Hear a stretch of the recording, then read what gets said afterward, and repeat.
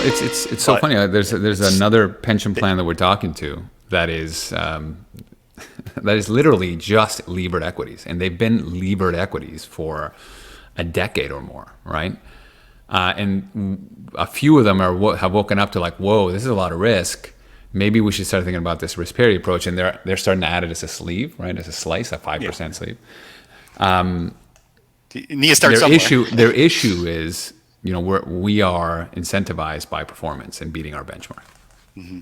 Right? You show me the incentives, I'll show you the outcome. Well, that's right? a governance challenge. But then what I say to them is, listen, just lever it up to you're obviously willing to take 25% vol, right? Why don't you leave a risk parity 25%? Well, no, that's too risky. No, it's not. It's less risk than what you're actually taking, right? It's actually less. You seem to be comfortable with leverage. Yes, this is going to have to be more leverage because we're more diversified, but the volatility is going to be the same by definition due to diversification. You're going to have less tail events, so on and so forth.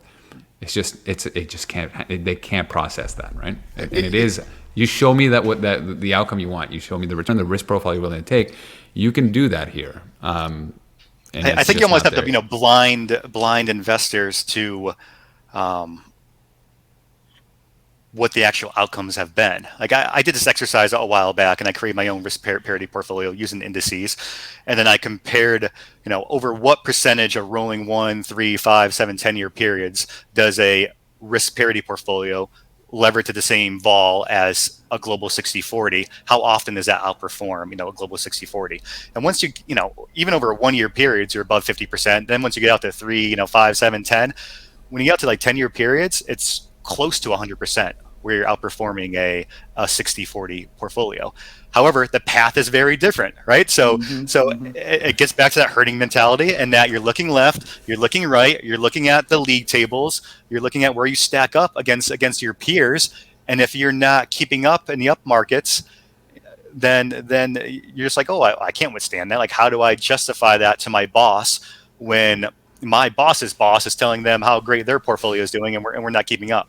Because these big events, they happen more often than I think people give them credit for.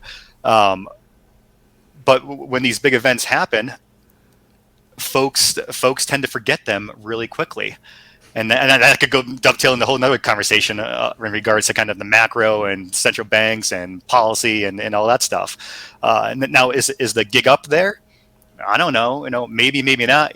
To be quite honest, I don't really think it matters, because even if you brought this like a risk parity portfolio back in time, like I just said, you're still outperforming a plain vanilla global 60/40 portfolio. Yeah. So okay, let's take it back to I'm a small foundation. I only care about my absolute requirements. And so you're going to put together the ideal portfolio for me. What does that look like? Is it risk parity with alpha overlay? Like, yeah, I mean, if we were to strip away sort of all biases and investor or someone's coming in, if I had a blank sheet of paper, yeah, what I think about the world in terms of beta, alpha, long vol, and then sort of like niche, right? So what's your best beta? Some form of risk parity. Alpha, beta neutral, market neutral types of managers. Long vol, components of trend following, outright long vol. And then niche is kind of like things that are just episodic, really different, doesn't really fit into anywhere, probably a liquid. But you say, what is your return objective? How much do I have to lever a risk parity portfolio to meet that return objective? And then do you want some sort of alpha, on top of that? And so it's really risk parity plus that RMS portfolio that I described before, first responders, second responders, and diversifiers. And I think you always need some sort of component of that long vol and trend following, because it really bails you out during the Q1s of 2020, during the Q4s of 2018, during fall of 2011, the GFC.